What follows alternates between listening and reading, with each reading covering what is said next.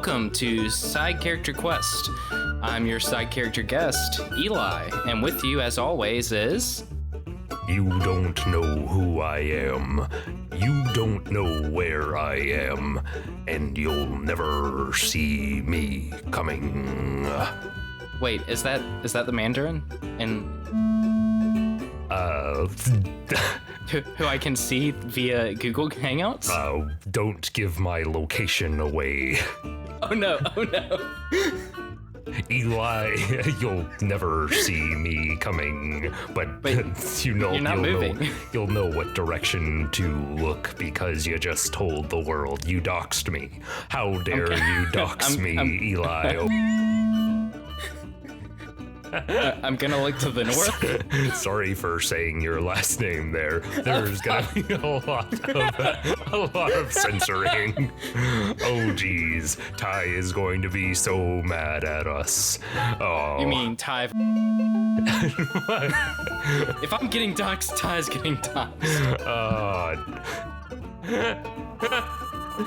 Oh no, what have you done? Oh, jeez. Oh, man. I'm going to give you a choice. Do you want to keep doing this, or I'm trying to twist a quote. I just have a bunch of Iron Man 3 quotes pulled up right now. You know, I enjoyed Iron Man 3 so much more than Iron Man 2. I have only seen Iron Man 3 once. Iron Man 2 was a very bad movie.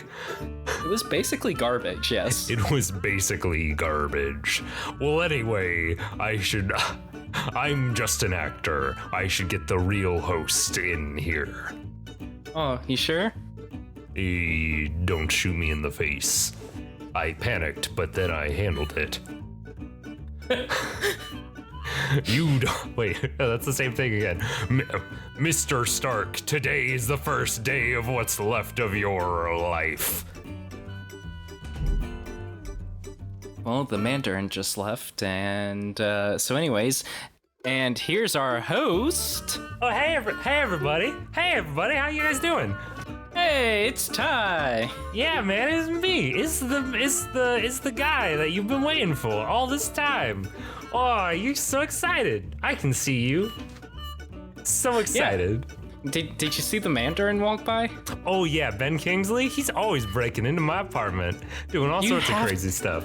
Ty, we've talked about this. You have to get a security system. Oh, they're so expensive. And besides, like, no matter what I do, I never see him coming. It's true.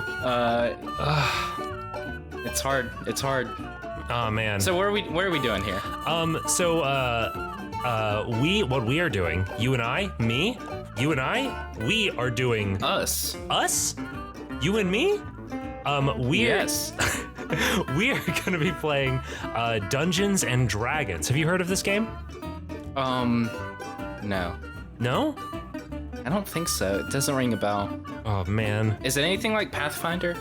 It's kind of like Pathfinder, but imagine that instead of being like sort of fantasy, instead, it's kind of based off of those Monster of the Week sort of like TV shows, those procedurals like Buffy the Vampire Slayer, X-Files, that sort of stuff. That doesn't sound right. You only roll like two d6s instead of having like a bunch of different dice. That's Dungeons and Dragons. That one's Dungeons and Dragons? Yeah, that one's Dungeons and Dragons. You're playing I believe you're playing the Monstrous, right?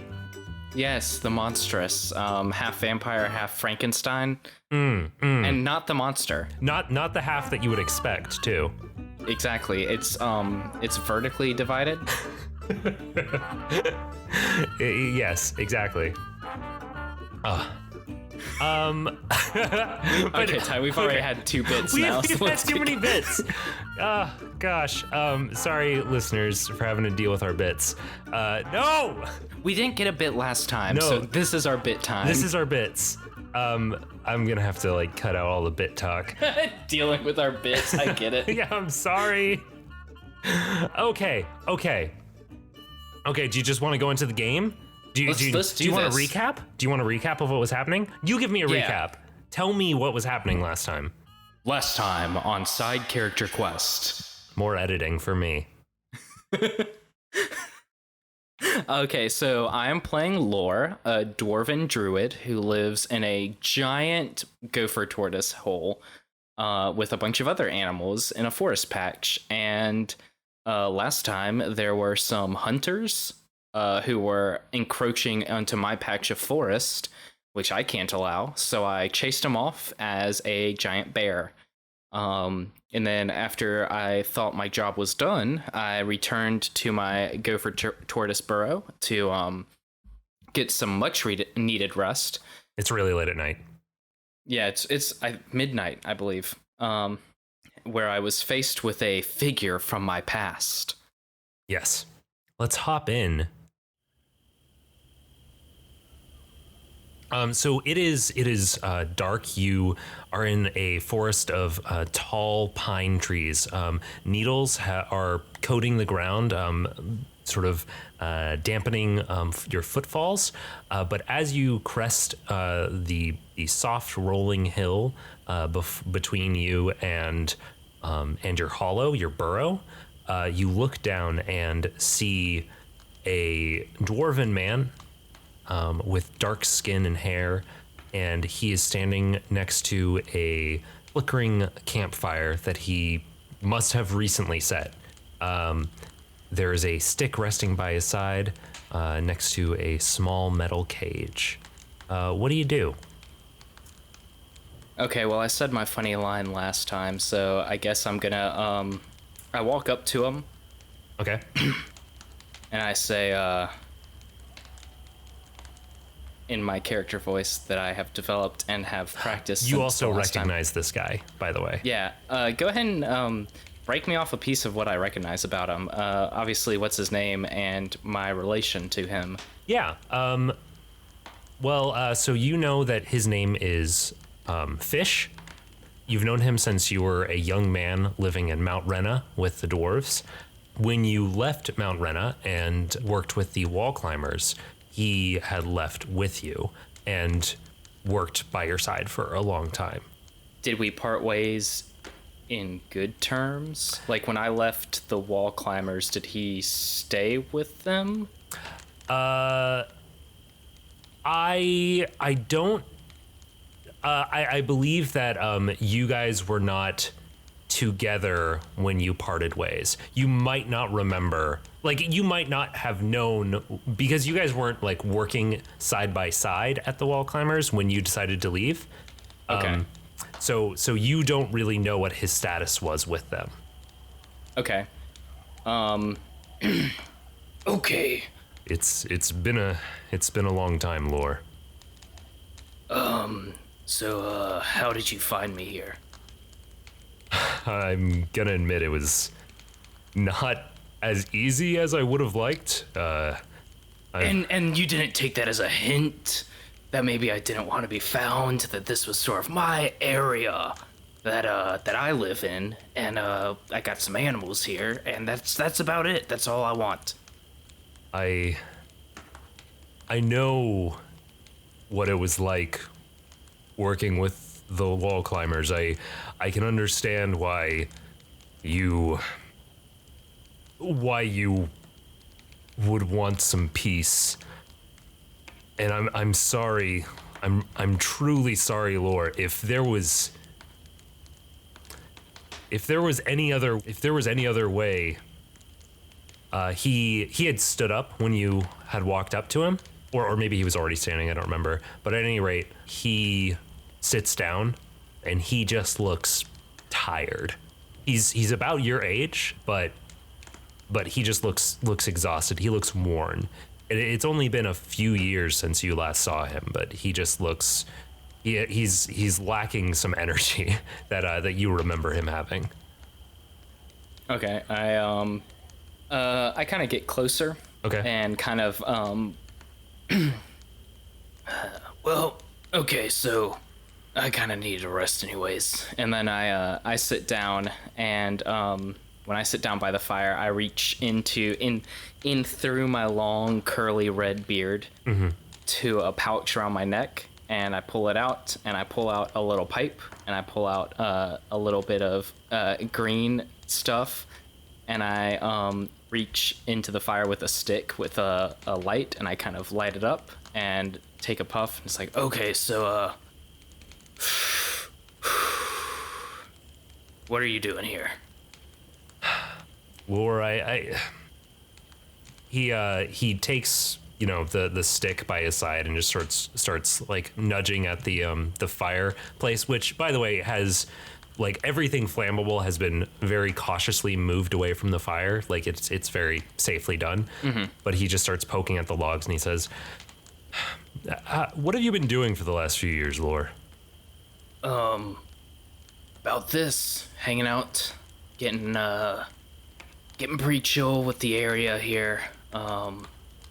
This spot's something special. It's I found it just after I left the wall climbers, and I don't know how much you heard about what all went down with them, but I just needed a place away from people. So I found this place, and it looked like it was worth protecting, and so I've been protecting it. Been keeping this. In fact, can you stop nudging that log? You're gonna get a spark, and it's gonna set the whole damn place up. Sorry. He puts the stick down by his side. Sorry about that, Lore. He strokes a wooden totem that's hanging around his neck of a bird, and he says, "You always were more in tune with everything. Sorry about that." All it takes is just paying attention to what you're doing. It's just paying attention and trying to not fuck things up too much. It's something that dwarves have a hard time with, and people just in general too. I can feel that. Speaking of, have you noticed anything wrong with here, with Brega, with nature? I mean, hunters are getting closer every day, but I'm able to keep them out. Had a run-in with a few just fancy boy and some hired hands earlier tonight, actually. But other than that, Ty, have I noticed anything weird with nature?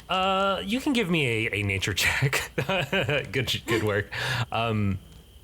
This is gonna be a high DC, but you can give me a nature check. 17.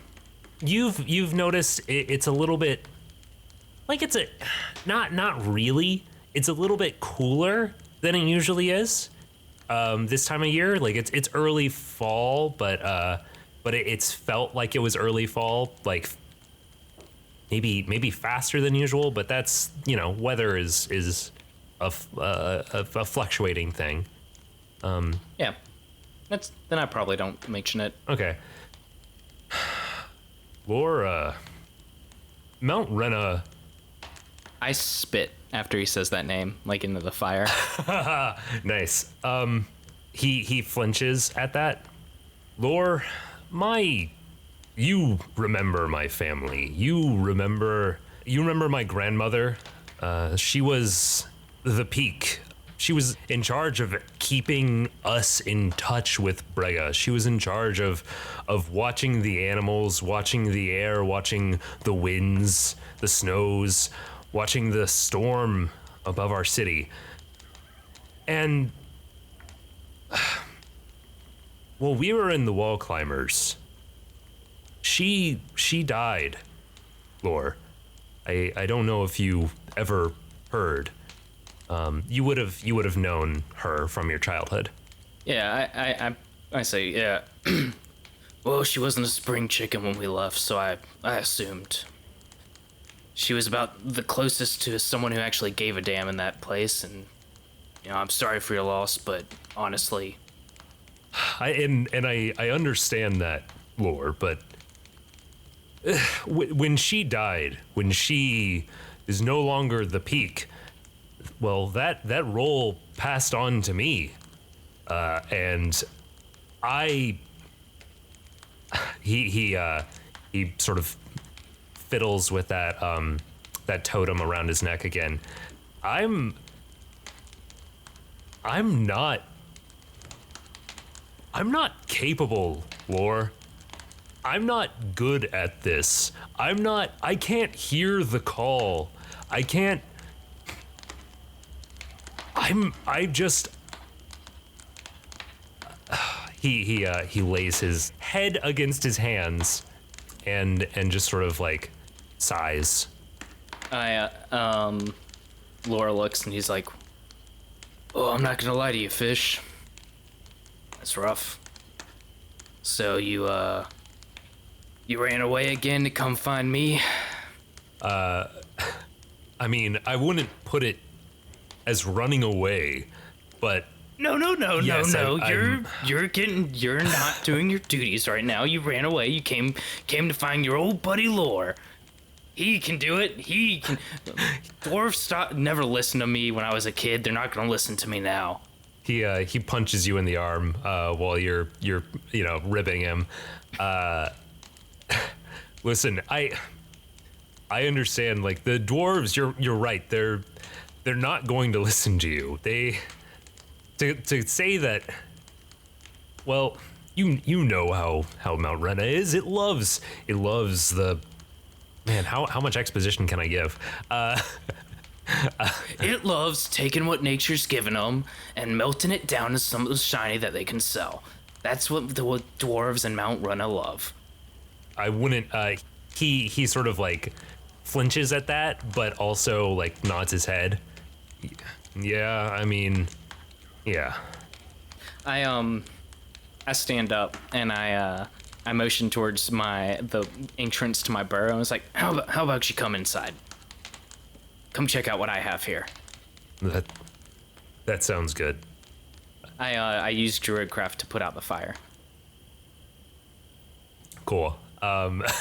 He sort of steps back in a little bit of like you have probably, I imagine, become much more casual in your use of certain druid magic, especially druidcraft, and it just probably comes a lot more, not to be punny, naturally to you than he is used to, and than he is certainly capable of. Yeah. So I imagine it was very subtly done, but he picks up his stick, he picks up the little cage on the ground. I point to the cage and just say, just leave that out here. Oh, of course. And he sets it down and goes inside with you. Yeah, I bring him into the burrow and kind of walk around, and there's all the animals we talked about last time, snakes, lizards, probably like some raccoons and foxes, and maybe even one exceptionally large burrow where there's like a bear in there or something getting ready to sort of storing stuff up to hibernate in. And I say, this is where I live. This is you say that you're not as good as hearing things as I am, and well, this is what calls to me. It's my home, my family now. And if you're having trouble listening to nature, well, all it takes is just spending some time in it. You can't really hear the call as much in a mountain as you can down in the dirt. You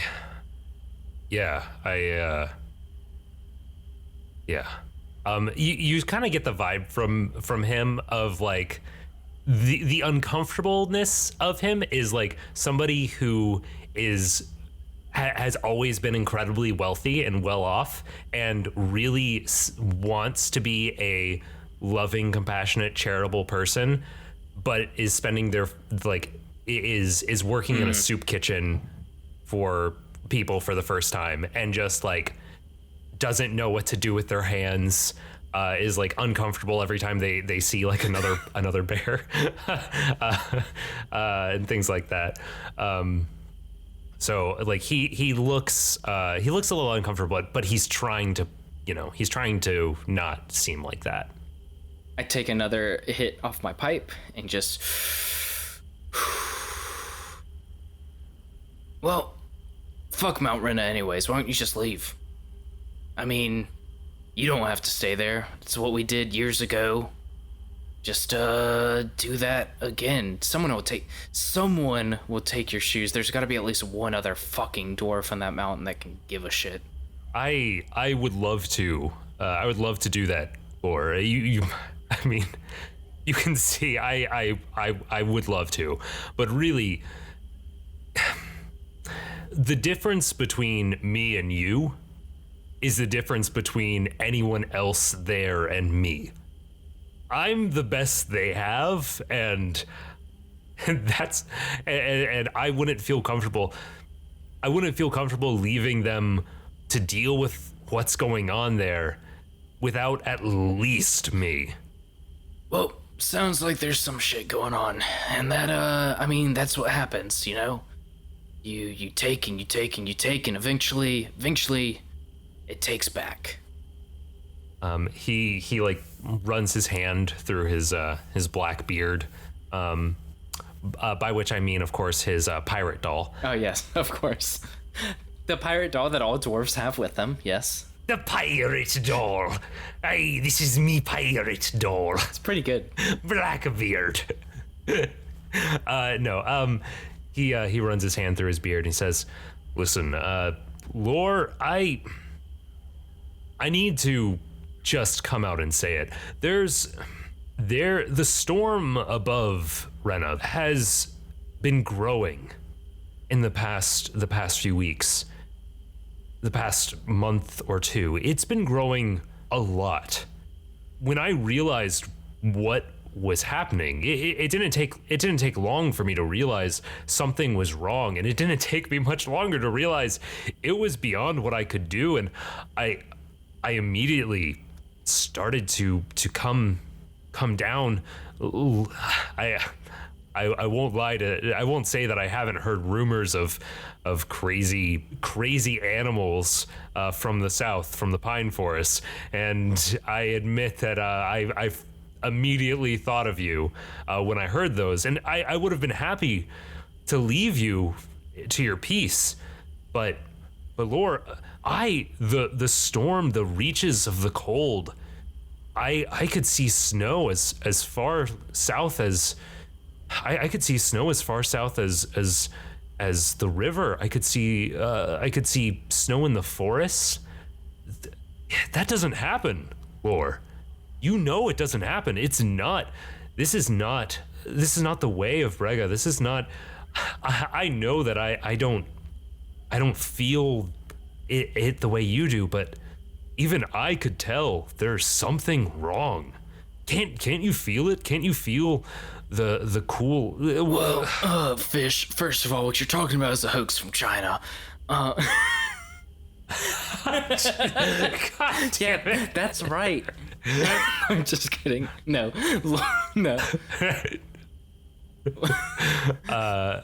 Eli, the biologist, does not believe that. Let me make it clear. Climate change is real. Yes, I won't get much more political than that. Although I could. Okay. Oh, I could. And the concern is just to make sure this is topical. Yes. Okay. So, Lore says, "Well, okay. So you saw it. Good job. You did your duties. You watched out. There was change. What do you want me to do? Is my eyesight better than yours? Do you need to go somewhere, get your eyes fixed? Can I look better and just see, yep, look, snow. There's snow further south." And then everyone's supposed to be like, "Oh, hey, Lore, great job. 10 out of 10. It's not just a matter of finding it, of seeing that there's a problem, Lore. Lord, there's something wrong with the storm, and we need to go to the top of Mount Rena. We need to figure out what's happening at the source, and we need to stop it. Something is happening, and it's going to affect us all. It's not going to stop. It's not going to stop at the dwarves. It's not going to just hurt us. It's going to come down. It's going to hit the brothers. It's going to hit Cirque. It's going to come down here. It's going to go to the Salton Seas. It's going to go all over this land. Fish, listen. And I put my hand on his shoulder. We've known each other for a while. We were pretty good friends. I'm not like you. I didn't have responsibilities at Mount Rena, but here I do. Look, in the next burrow over, we got Prongs with a broken leg. I bring him food because he can't go out and get grass. One down is a raccoon family. One of them had rabies. You know who cured him of that rabies? That was me, your old buddy Lore. The last few years, I've made myself pretty indispensable here, and I can't just run away because some dwarves are gonna get cold. Walk outside with me, Lore. But we just walked inside, Fish. Fish. Fish, I'm so close to bed. He punches you in the arm again. Fish. Shut up, Lore. This is serious. Fish, I am serious. Listen, I've had a rough night. Okay, I'll step outside with you. Fuck. Okay. And I turn around and I'm like, I put my hand on the quote unquote doorway of the next burrow because that's where I was sleeping, and I just say, I'll be back soon. Nice. So you step out of the burrow and with Fish, and you walk back over to where he had been standing, where he set down that little cage. Mm-hmm. The storm isn't the only thing that's been spreading from the mountain. It's not the only it's not the only problem that we've seen. Lore, I'm just gonna show it to you. So he picks up the cage, and the cage is it's kind of sturdy looking, and it's covered with like metal slats, so you can't see what's inside. But you do notice something that you hadn't noticed before with the heat of the light of the fire, which is that there is a soft glow coming through the cracks of the little cage, sort of the seams of the metal. It's moving around, and you can hear a slight like scratching sound as something moves inside of the cage. He holds it up, and he undoes a clasp on the side. I swear to Brigga, if this is an invasive species that you're about to loose in my fucking forest, we're gonna have so many issues, Fish. He raises his hand, holds it up to you, and he's like, "Don't worry. There's a mesh. There's a mesh. This is just like a display panel type of thing. I'm not just gonna let this thing loose." Fish. Yeah, Lord. Is this like that time you released your fish into the river, and then it was an invasive fish, and it killed all the turtles in that river? This is a very specific instance that I wish you would not bring up. That was 40 years ago, Lore. Oh, the turtles, Fish. I like the symbolism there of him being the fish and you being a turtle. Yep. He's your tortoise. That's nice. Yep. That was good work. Thank you. Yeah. He undoes the clasp and lets down the little metal panel so you can see through the mesh. I assume you sort of peer in. Yeah. You look in and you see a small mouse. It's a type that you remember from Mount Rena, from just sort of like running through the caves. Who knows like where they came from? Like maybe they've lived there all the time, or maybe they were accidentally got transplanted there from somewhere else. But at any rate, it looks familiar. It looks fairly normal to you, except that one of its eyes is just a glowing ember, and spreading out from that point, going across its body, are just veins of like heat and fire that are just glowing like a soft red. And it's just scritching around and is violently attacking the mesh. Lore looks at his pipe, and he like digs a hole in the ground with his foot and just dumps everything that's in the pipe out. And he covers it up. And he says, well, if you came here to show me a normal mouse, then that's a weird thing to show me. Listen, I don't know what you brought that here for. Clearly, I've had a long night, and that thing's not actually glowing with fire, is it? Please, I don't think I can handle it. He just looks you dead in the eyes and nods. Well, is it a disease? Is it spreading? Is it just the mice? Is it... It's definitely not just the mice. We've seen all sorts of different creatures affected by different elemental corruptions. You know, I owe you an ass whooping for bringing a diseased animal into my forest, right? He sort of like quickly closes the cage and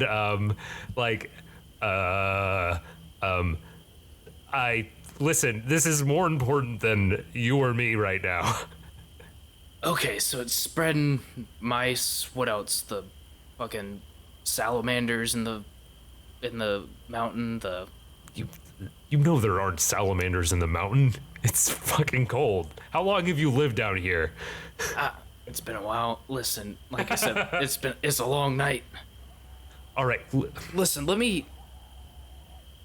do we do with this? I don't feel good leaving a diseased mouse alive, and I don't feel good about leaving it alive in my forest where we have dumb raccoons and owls. You see that what was his name? Bandit Mask or something? Ringo. You see Ringo sort of slink back into a bush. He then reaches back out and grabs his corn cob and pulls it back into the bush with him. So, what do we do? What do we do about this? The mouse, not the dwarves. The dwarves can, I don't know, rot. He gives you a look. I'm happy. I just needed it alive to show you what was going on. I'm happy to dispose of it now. All right, well, do that. Let's I'm gonna be honest with you. I'm pretty low on spell slots, so let's take a sleep, and then we'll come back to it in the morning. We can talk about what happens next. All right, that sounds good. I'll go take care of this. Should I sleep out here or? No, you can sleep with the bears. They'll keep you warm. And then I just like walk back in. All right, cool. He sort of stands, not sure if you were serious, and then goes to dispose of this mouse.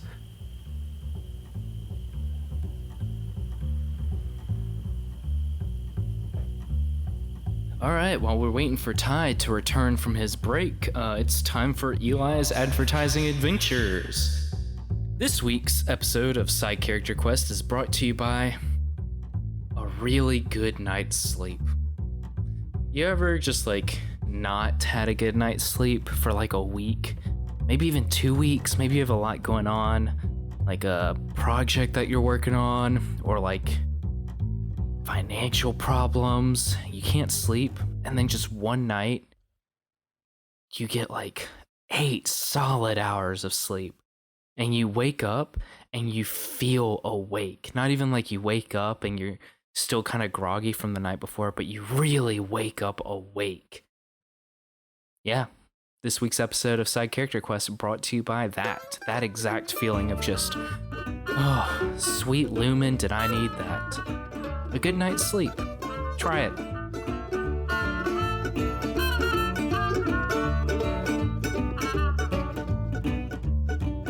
Hey, welcome back, folks. So Eli, with this quick scene change, do you have any questions about anything that came up during all of that? I know there was like a lot of exposition that I got thrown at you. Was there anything that you feel like Lore would know that you want answered now? Okay, so explain to me the peak? I know he said it's something about watching nature, and what is the purpose of that? Is it more than just watching, or is it just like watching and telling people, "Hey, it's about to rain"? So the peak is just pretty simply, the peak is the name. So Mount Rena is literally on a mountain.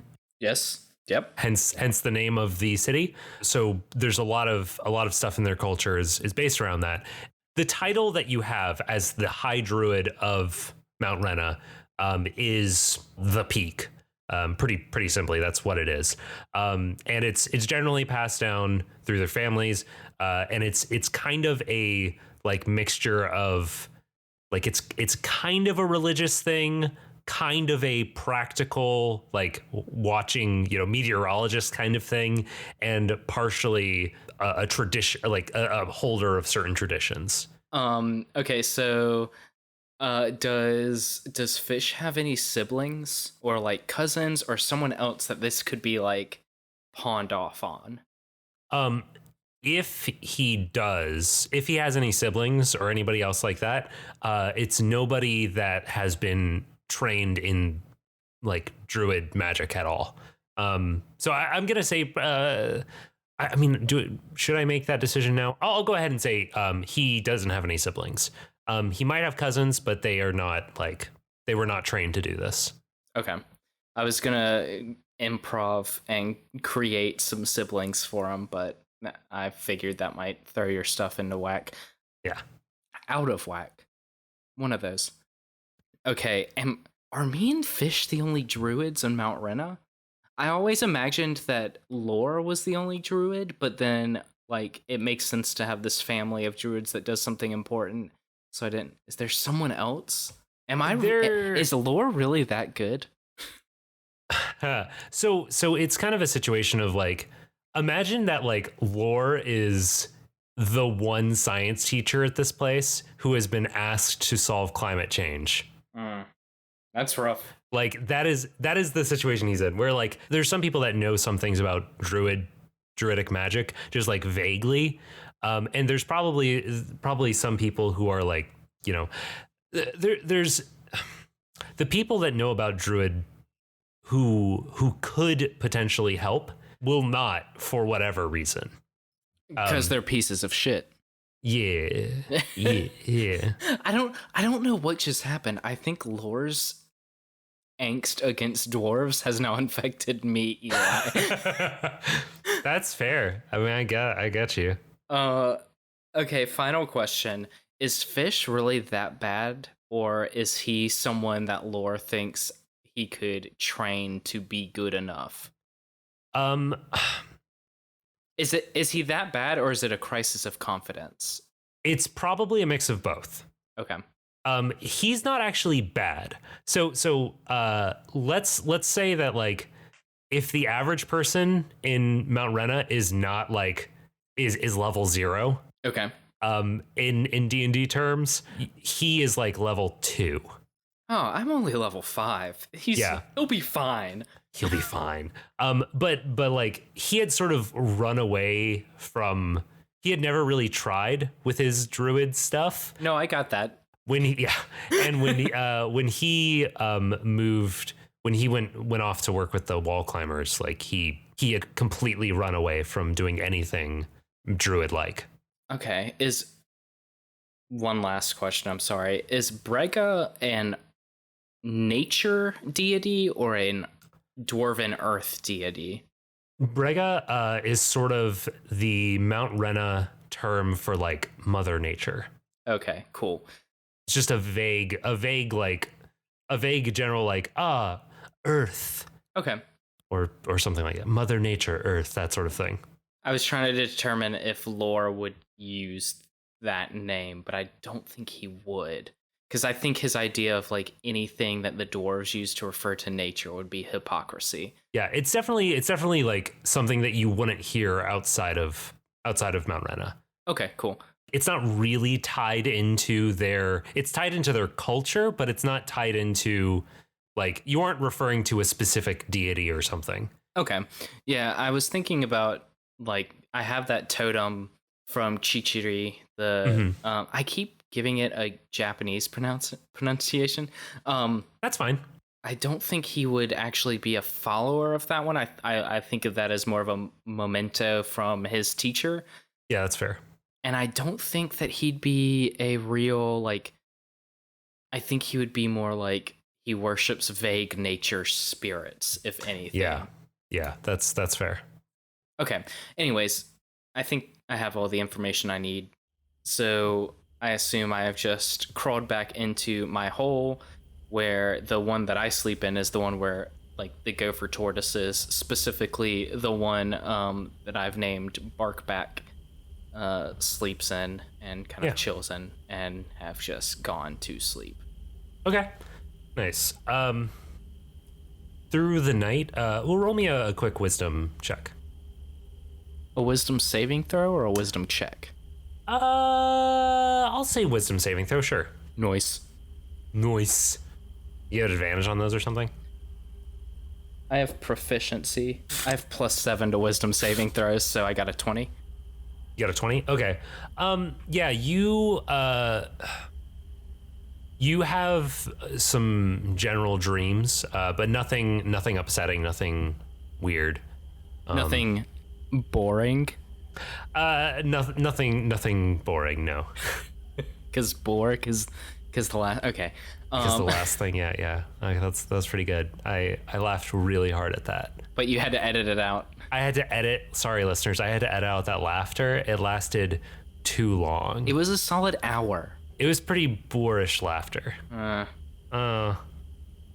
had to edit out Eli's laughter there. Hey, listeners. Anytime the guest has not laughed at a joke I've made, they actually did. I just edited it out because I wanted to be humble. So just wanted you guys to know, listeners at home, that I'm really funny. Ty is the most humble person you'll ever meet. Yeah, I would say on a scale of 1 to 10 in humbleness, I might be a 12. Wow. Yeah. Wow, that's pretty big. Okay. Let's play Dungeons and Dragons. Okay, so yeah, you wake up. You are not waking up in a cold sweat in the middle of the night. You are perfectly, like, pretty well rested. There's, some animals around you, a snake crawling through your beard, that sort of stuff. What do you? How do you wake up in the morning?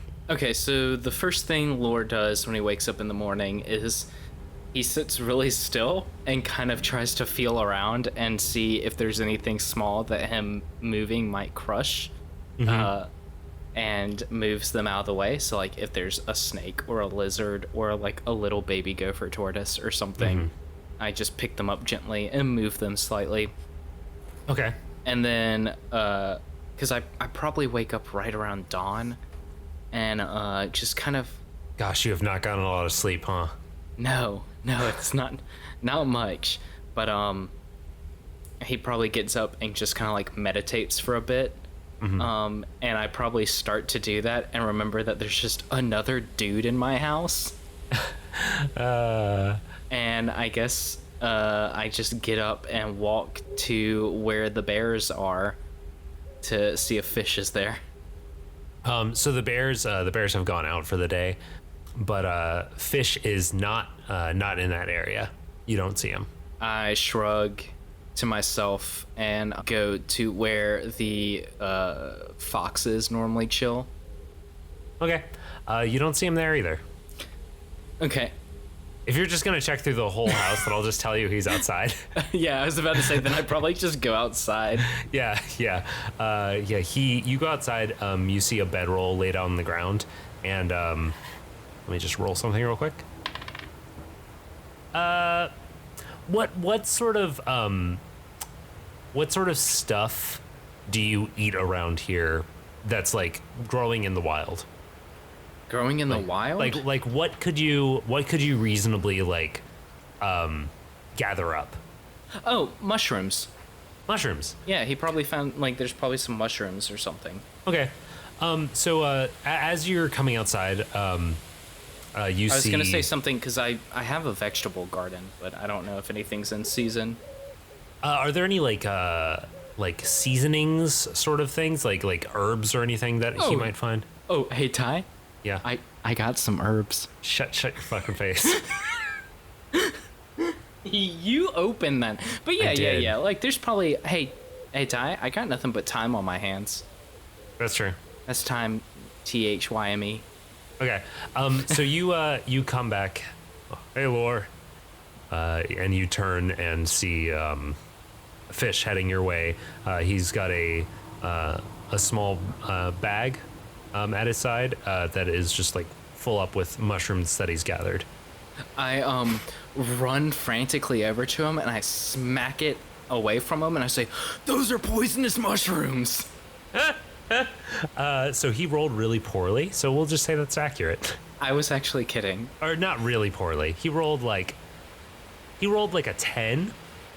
So we'll say that that like a couple of those were poisonous. And you tell him which are which. I look at him and I say, "Honestly, I was just pulling a prank, but you really got some poisonous mushrooms in here." Oh, dude. Oh, jeez. Listen, I'm not used to the pine forest. I'm sorry. Well, listen, I gave your predicament some thoughts. Yeah? Okay.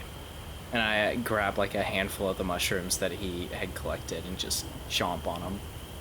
And with my mouth full, I just say, "Listen, I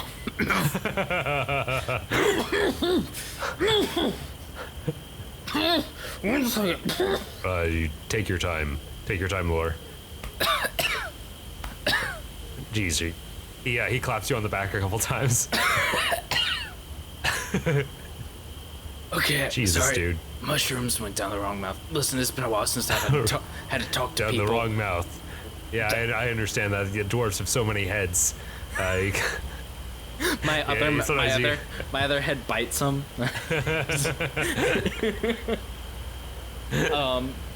Anyways, I say, yeah, sorry, got a little choked there. I can't just leave this forest forever. But I would never ask you to. your grandmother was a good woman.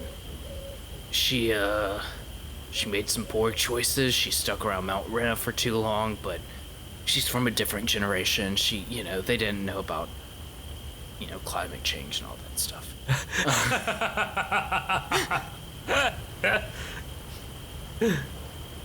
So, listen, I really did feel sorry when she passed. But I thought that they had someone good as a replacement. And I think that you're selling yourself short. So I can go and I can check out the storm and I can look and see if there's anything to be done. But during this time, I want to teach you how to be a better you. And then when we're done with this, I come back, you take your place as the peak. That's your job, not mine.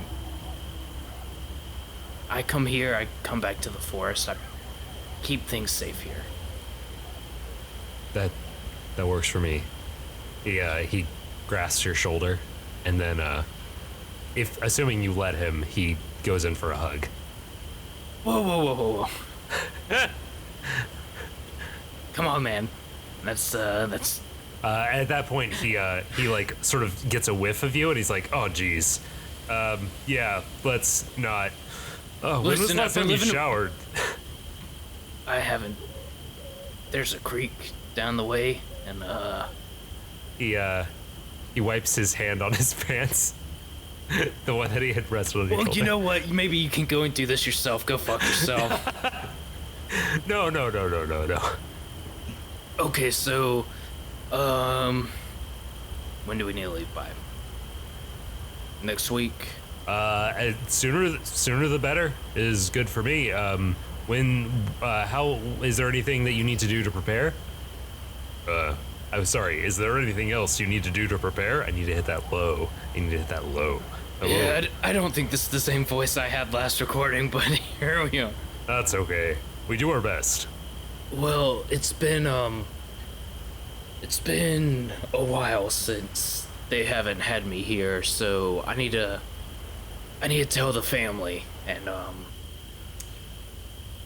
Yeah, I guess. And I kind of like look around and say, I guess we can go. Give me a bit. I walk down to the burrow.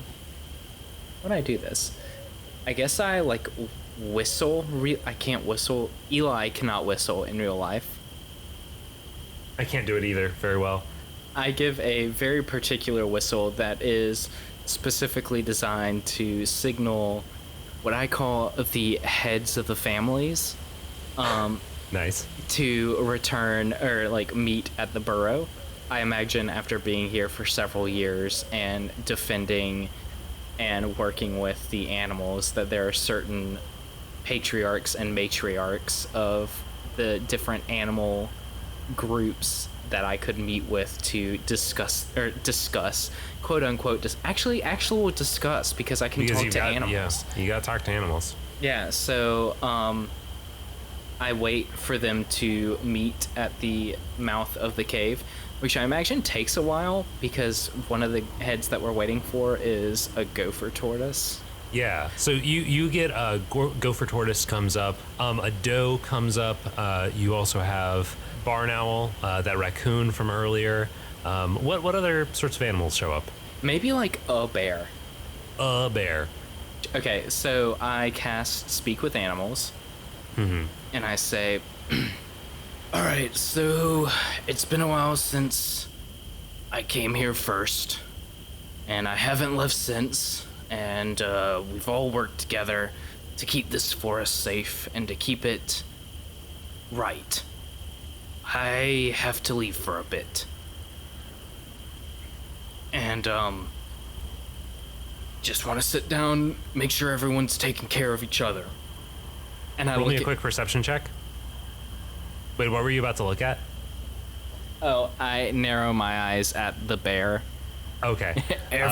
Everyone take care of each other. The bear looks around like, what? I got a 16. Yeah, you look over and you see the raccoon reaching for one of those poisonous mushrooms. Hey! No! He starts to lift it towards his mouth. I smack it out of his hand. He looks really offended. Anyways, I'm putting an embargo on hunting inside this patch. So carnivores go elsewhere. You'll be fine. Just a few yards out. Herbivores stay inside the patch. We've talked about this in the past. I'd say there's probably a coyote in this group. Yeah, probably. They're everywhere. Yeah. And, yeah, I kind of say that, and I say, I'm leaving Bark back in charge, and I point at the gopher tortoise. And, yeah, just everyone stay safe. Burrow's neutral territory. Anyone has any problems, go to her. Any questions? There's a little bit of movement. The owl like asks for a little bit of clarification on like where they're allowed to hunt for rodents and stuff. I'm sure you clear that up. Yeah. And after a moment, after a little bit of conversation back and forth with different animals who different ones running up to you and stuff, the bear walks over and stands up on its hind legs so it can look at you and roars at you. And I just say, yeah, I'm gonna miss you too, buddy. And I just give her a big ol' hug. Yeah. And she lets out a low rumble at that and then hits all fours and pads away. Okay, hopefully it won't be too long. But I guess worst comes to worst, you'll figure it out eventually, and things will go back to how it was before I got here. Y'all be fine. And I think that's where we're gonna end it. Okay. All right, so when we come back next in a couple weeks, we will get a moving with this journey. Woo! Whoa! Whoa! Bro, what is this? This is nothing. What are we doing? This is garbage. nothing. Let's just start over. This was. Let's just start over, guys. All right. Hey everybody. Thanks for listening. Thanks for joining us. Eli, how do you want to sign off? This is Eli. This is Ty. And we're pitter-pattering off. And you'll never see us pitter-pattering away. Yep, that's it. All right, bye. Bye.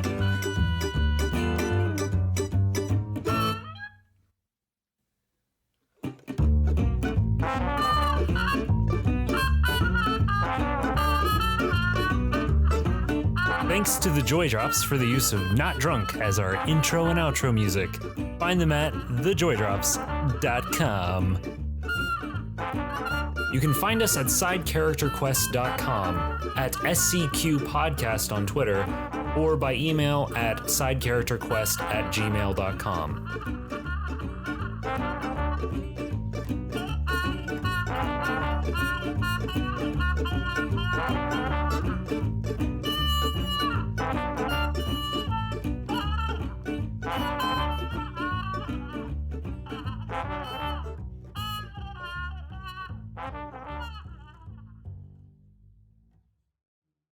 This is gonna get cut and put in the bloopers. Whew. All right, let's play some. Oh, so you know what hit me way later than it should. It was actually on my drive home today. I realized that the dream sequence could very well be a reference to all the boar imagery that you put throughout the campaign. I was like, oh, I wonder if that's connected. And I was like, how did I just now think about this now? I mean, listen, I'm not going to say that it is definitely related to that, but it is definitely related to that. Oh, man.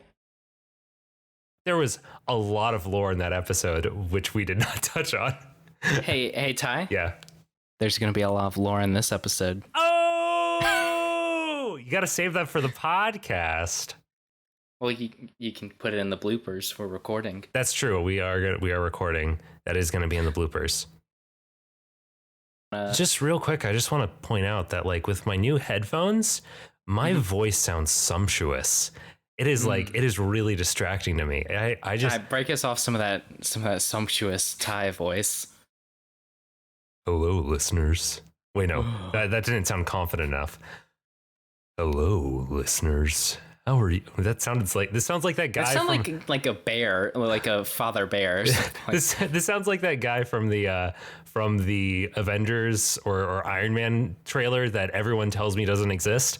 That's like, you'll never see me coming. Yeah. Okay. The Mandarin. Okay, thank you. Iron Man 3. Iron Man 3. God, no one knows what I'm referencing when I do that voice. Fortune cookies. They look Chinese. They look Chinese.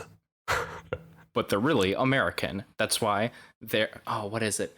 They're hollow, full of empty promises, and leave a sour taste in the mouth. I consider myself a teacher. Wait. Oh, you're still going. Played by Ben Kingsley, I believe. Yeah, Ben Kingsley. King's Bensley. Although canonically, while he was playing the Mandarin in Iron Man 3, it's revealed that he's not really the Mandarin. Yeah. And in another short called, I believe, All Hail the King? Question mark?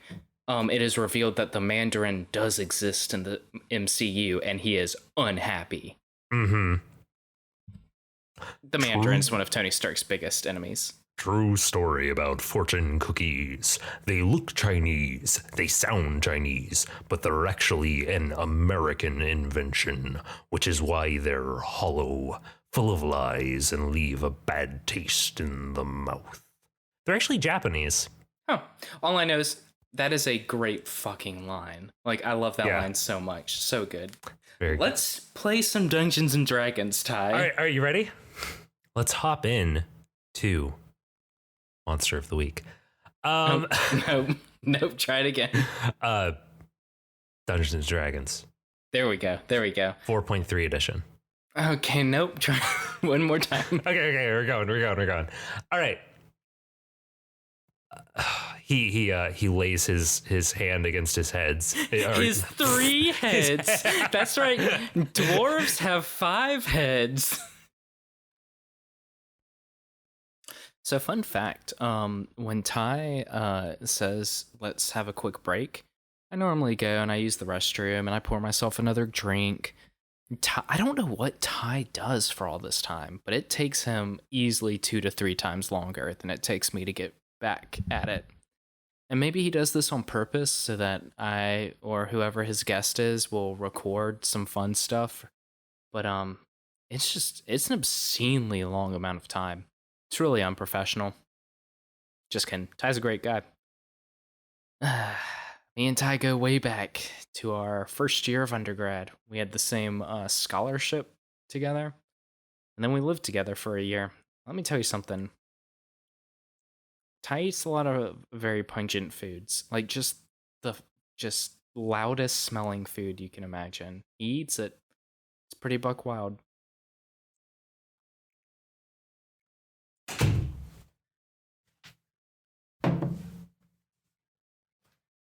You never saw me coming.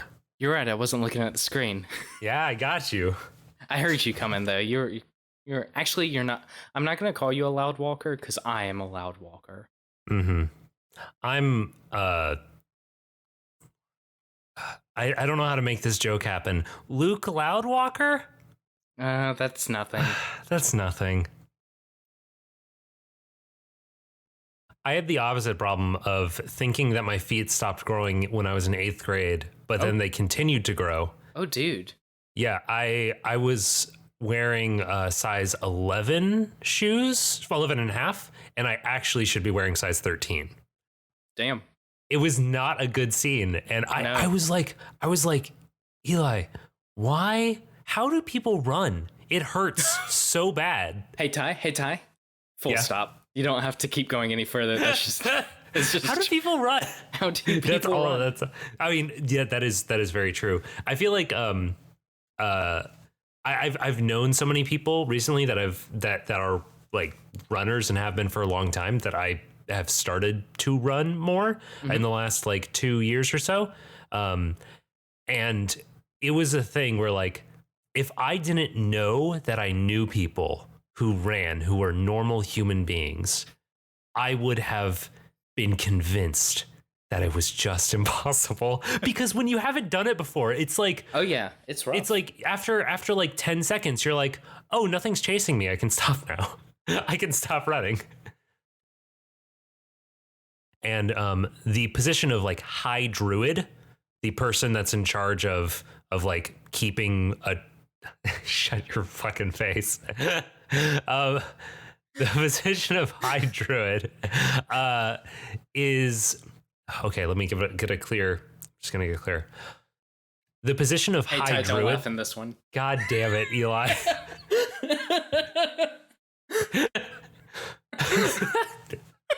Fucking hate you.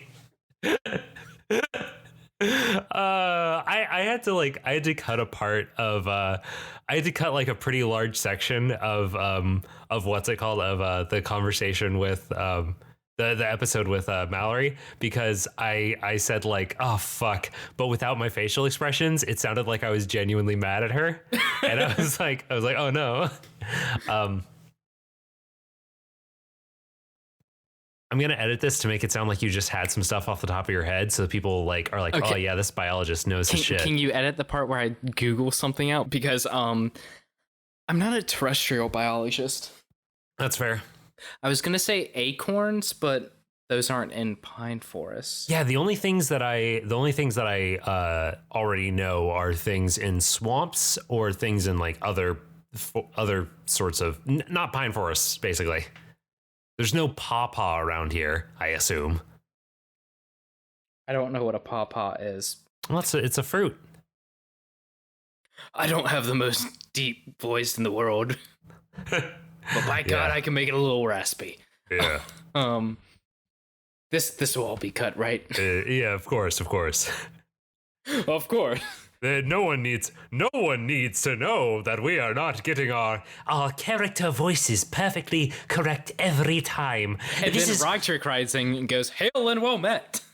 And then comes in, and then Lork comes in with his own voices. And then Eli comes in and says, "Hey, do we want to play this game or?" Dude, Mallory told me how you came up with your name, with the names for Not and Aver, and that's very good, Ty. 10 out of 10. Thank you. Hey, listeners, you'll just have to ask. We've already taken up too much time. We've done too much time. It can't all make the bloopers. It can go next. God, this is taking too long. Okay, back to the show. So, I give a very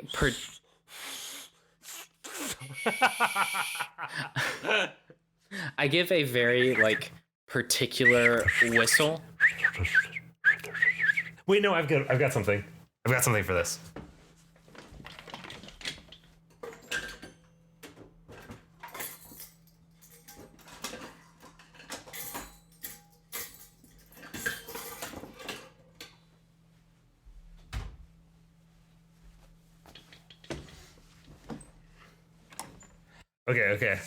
Okay. I don't.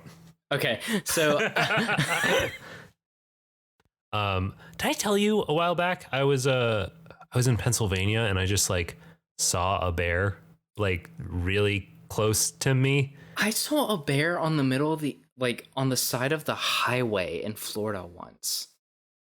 Eli, you know how black bears are real small, but you kind of get the sense, oh, these could fuck me up? Oh yeah. Can you imagine being Lewis and Clark and people telling you like, oh, the bears here, they are terrifying. And you just being like, whatever. Show me one of these grizzlies. And then seeing one of those fucking grizzlies. Fun fact about climate change. God. There's an even more terrifying bear than grizzlies. Another fun fact about climate change? Fun facts about climate change. One danger of climate change is that polar bears are coming further south and grizzlies are going further north, and their habitats are changing, and they are mating to form growler bears. They are grizzly-sized bears that have the aggression of polar bears, which are the most aggressive species of bears because they kill everything that they see. Are these like mules in that they can't breed? Correct. Okay. Yeah, they are hybrids, but they are growler bears. I need to look this up real quick. Guys, we got to do something about climate change. We got to do something about these growler bears. Everyone wants to talk about, we won't have food, or oh my god. Yes, they're grizzly-sized polar. They're terrifying. They're horrifying. Look up growler bears. People, defend yourselves. Defend yourselves against these growler bears. Okay. Wow. And they're so big. They're huge. They're huge. God, I saw a coyote in my sister's neighborhood this Christmas. Jesus. It's so fucking big. It was terrifying. Yeah. It was like bigger than a husky. Oh yeah. In the middle of city. Like no, doxer. I will not dox my sister. Put her on blast.